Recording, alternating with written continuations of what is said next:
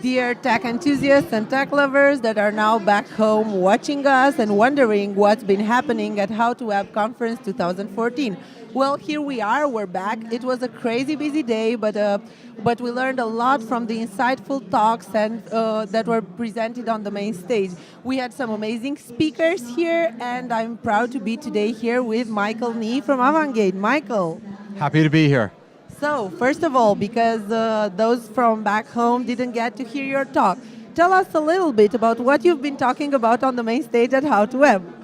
Well, all right, if I had to synthesize it down, it comes back to just a huge opportunity, what we think is one of the biggest opportunities of the decade, which is the new services economy. Is remaking almost every industry. And we just started with if I could headline it, the controversial phrase that products are dead.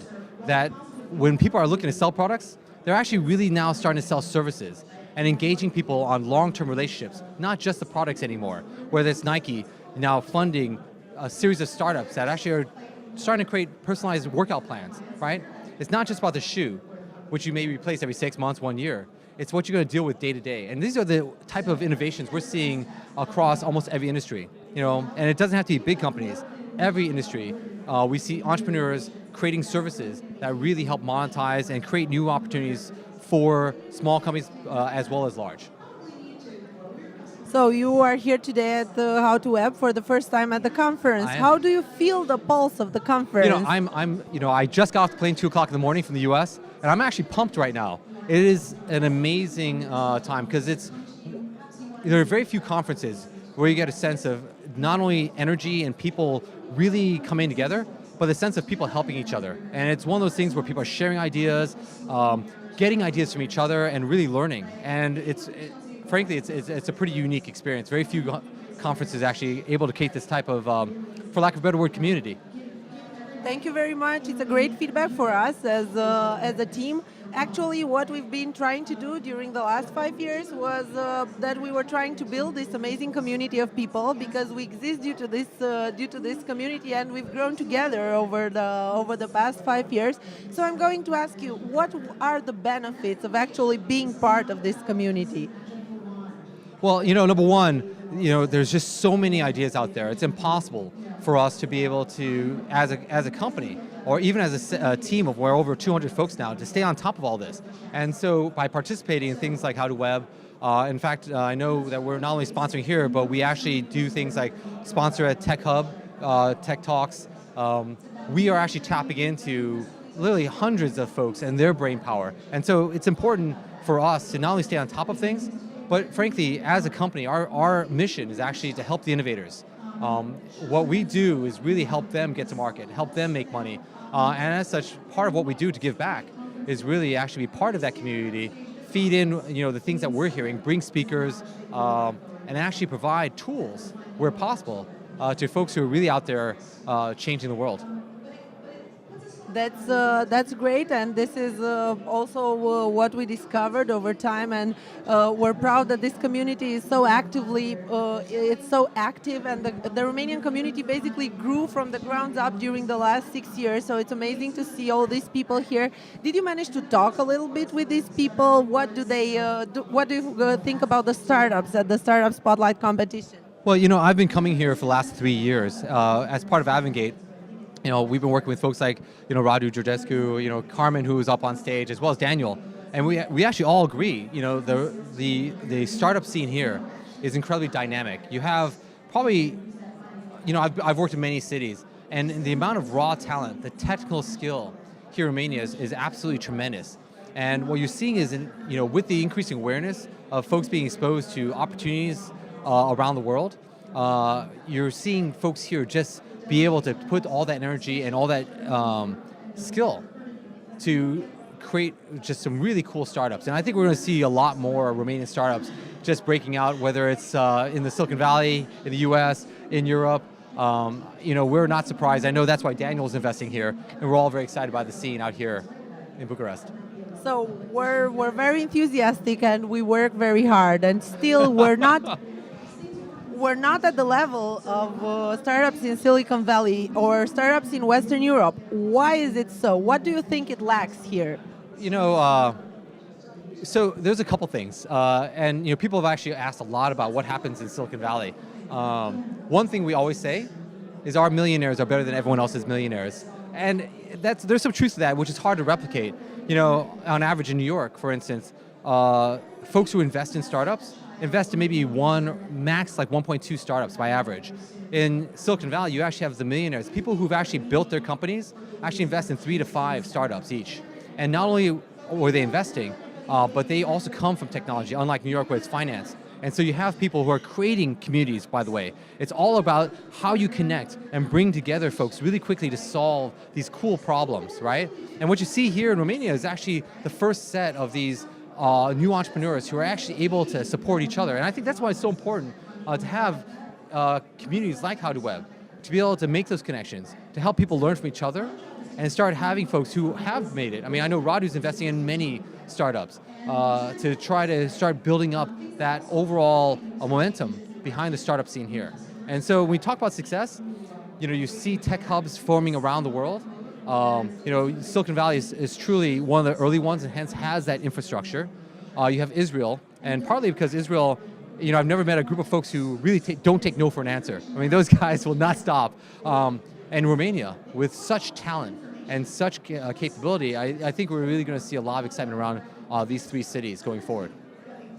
I'm happy to hear this. It seems the prospects are exciting. And because we're talking about startups, there are a lot of startups that start building products with having the exit in mind. Should they do so? Should the exit be the final frontier for them, the final objective? That's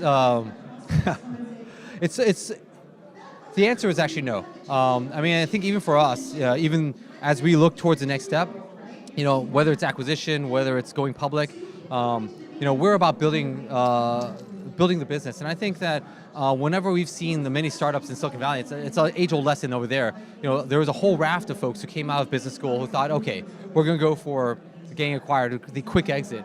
And inevitably, most of these guys failed, right? If you build with the end in mind of building a business, that's when you can't go wrong. You don't shortchange your planning horizon. You don't shortchange who your customers are, right?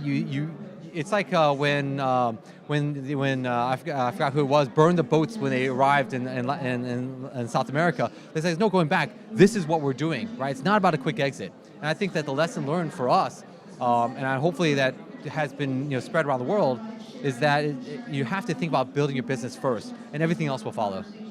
This is what Avangate did, because you build a business first, and then you were bought last year. And I couldn't help but ask you the question: how was the acquisition process? I know you've been part of the acquisition process. How was the company before and after the acquisition? How did you manage to keep the team? Talk us more about the challenges of this. Sure. I mean, and the good, and I think let's break it up into a couple pieces. When we were looking for how do we move forward as a company, we were actually looking forward to investment capital, equity, right? What we were looking for was how do we actually get the money to continue the rapid growth of the company? And so we actually spoke to strategics. We were looking for a B round, actually. And at the end of the day, Francisco Partners came in with the best offer. And frankly, the one thing that really excited us was that they really not only said, but they really kept true to the word that they are owners, not operators. They're investing in a company to grow. This is part of the growth portfolio. And so, these guys have done a lot to help us think about our business metrics, think about what processes we have to put in place to scale, because they've seen companies at our stage and helping them grow to be, big, successful companies. And so this is where, they've spent their time. And so when we talk about, how things have changed, a lot of it is actually, well, one, money. It's always good to have some money.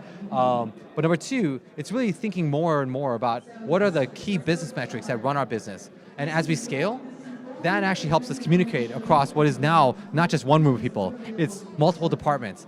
People now having a common business language and common goals and how we align to that so as we grow. And so when we talk about the biggest changes, money, but also thinking about the business at a higher level so that we can set to grow. Now the acquisition process, or I should say the whole process itself, was actually very interesting and always a learning experience. I've been through this a couple times now, whether it's VCs and doing a round of financing or an acquisition.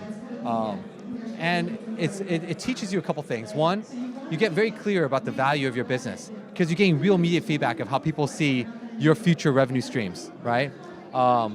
But it also gets back to really looking at competitors and how you actually strategically set your company. Sometimes as a startup, you get very focused on your product, your company.